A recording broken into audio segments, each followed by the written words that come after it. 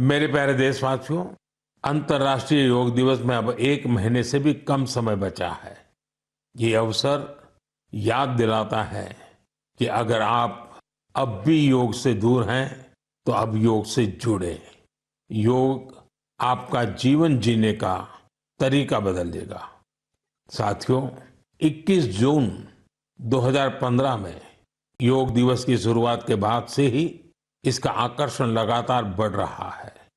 इस बार भी योग दिवस को लेकर दुनिया भर में लोगों का जोश और उत्साह नजर आ रहा है। अलग अलग संस्थान अपनी तैयारियां साझा कर रहे हैं। बीते वर्षों की तस्वीरों ने बहुत प्रेरित किया है। हमने देखा है, अलग अलग देशों में किसी साल लोगों ने योग चेन बनाई, योग रिंग बनाई। ऐसी बहुत ही तस्वीरें हैं जहां एक साथ 4 जनरेशन मिलकर योग कर रही हैं। बहुत से लोगों ने अपने शहर की आइकॉनिक प्लेसेस को योग के लिए चुना। आप भी इस बार कुछ इंटरेस्टिंग तरीके से योग दिवस मनाने के बारे में सोच सकते हैं। साथियों, आंध्र प्रदेश की सरकार ने योग आंध्र अभियान शुरू किया है। इसका उद्देश्य पूरे राज्य में योग संस्कृति को विकसित करना है। इस अभियान के तहत योग करने वाले 10 लाख लोगों का एक पूल बनाया जा रहा है। मुझे इस वर्ष विशाखापत्तनम में योग दिवस कार्यक्रम में शामिल होने का अवसर मिलेगा। मुझे जानकर अच्छा लगा कि इस बार भी हमारे युवा साथी देश की विरासत से जुड़ी आइकॉनिक प्लेसेस पर योग करने वाले हैं। कई युवाओं ने नए रिकॉर्ड बनाने और योग चेन का हिस्सा बनने का संकल्प लिया है।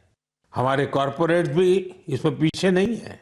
कुछ संस्थानों ने ऑफिस में ही योग अभ्यास के लिए अलग स्थान तय कर दिया है। कुछ स्टार्टअप्स ने अपने ऑफिस योग अवर्स तय कर दिए हैं। ऐसे भी लोग हैं जो गांवों में जाकर योग सिखाने की तैयारी कर रहे हैं।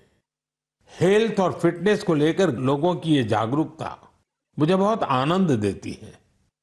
साथियों, योग दिवस के साथ साथ आयुर्वेद के क्षेत्र में भी कुछ ऐसा हुआ है जिसके बारे में जानकर आपको बहुत खुशी होगी। कल ही यानी 24 मई को WHO के डायरेक्टर जनरल और मेरे मित्र तुलसी भाई की मौजूदगी में एक MOU साइन किया गया है। इस एग्रीमेंट के साथ ही international classification of health interventions के तहत एक डेडिकेटेड ट्रेडिशनल मेडिसिन मॉड्यूल पर काम शुरू हो गया है।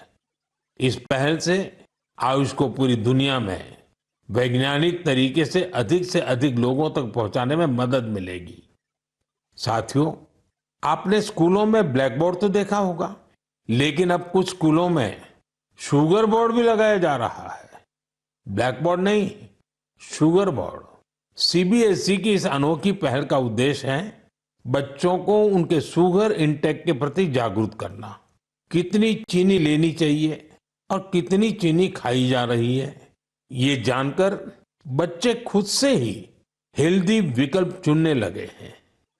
ये एक अनोखा प्रयास है और इसका असर भी बड़ा पॉजिटिव होगा।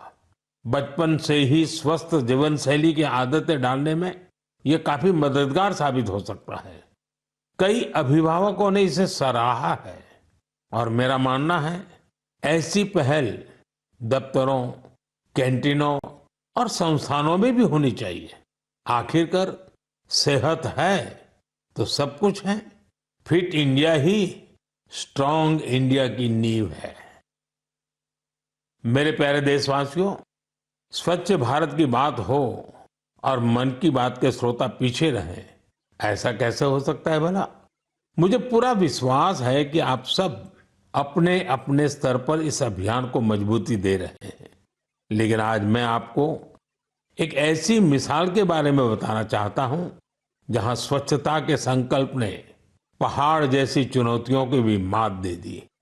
आप सोचिए, कोई व्यक्ति बर्फीली पहाड़ियों पर चढ़ाई कर रहा हो, जहां सांस लेना मुश्किल हो, कदम कदम पर जान को खतरा हो, और फिर भी वो व्यक्ति वहां सफाई में जुटा हो। ऐसा ही कुछ किया है हमारी ITBP की टीमों के सदस्यों ने। ये टीम माउंट मकालू जैसे विश्व की सबसे कठिन चोटी पर चढ़ाई के लिए गई थी।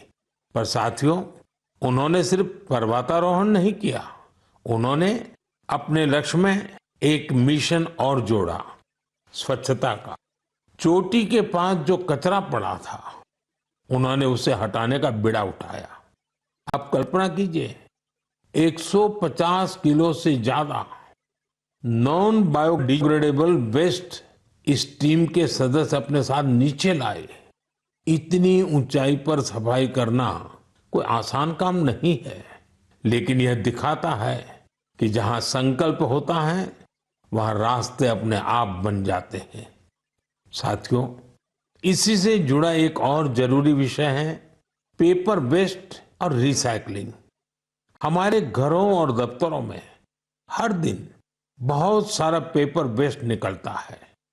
शायद हम इसे सामान्य मानते हैं, लेकिन आपको जानकर हैरानी होगी, देश के लैंडफिल वेस्ट का लगभग 1/4 हिस्सा कागज से जुड़ा होता है। आज जरूरत है हर व्यक्ति इस दिशा में जरूर सोचे।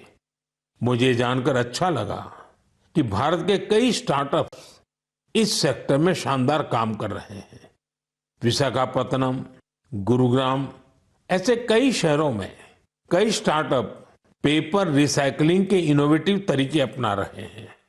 कोई रिसाइकल पेपर से पैकेजिंग बोर्ड बना रहा है, कोई डिजिटल तरीकों से न्यूज़पेपर रिसाइकलिंग को आसान बना रहा है। जालना जैसे शहरों में कुछ स्टार्टअप 100% रिसाइकल मटेरियल से पैकेजिंग रोल और पेपर कोर बना रहे हैं। आप ये भी जानकर प्रेरित होंगे, 1 टन कागज की रिसाइकलिंग से 17 पेड़ कटने से बचते हैं और हजारों लीटर पानी की बचत होती है। अब सोचिए, जब पर्वतारोही इतने कठिन हालत में कचरा वापस ला सकते हैं, तो हमें भी अपने घर या दफ्तर में पेपर को अलग करके रिसाइकलिंग में अपना योगदान जरूर देना चाहिए। जब देश का हर नागरिक ये सोचेगा कि देश के लिए मैं क्या बेहतर कर सकता हूं, तभी मिलकर हम बड़ा परिवर्तन ला सकते हैं।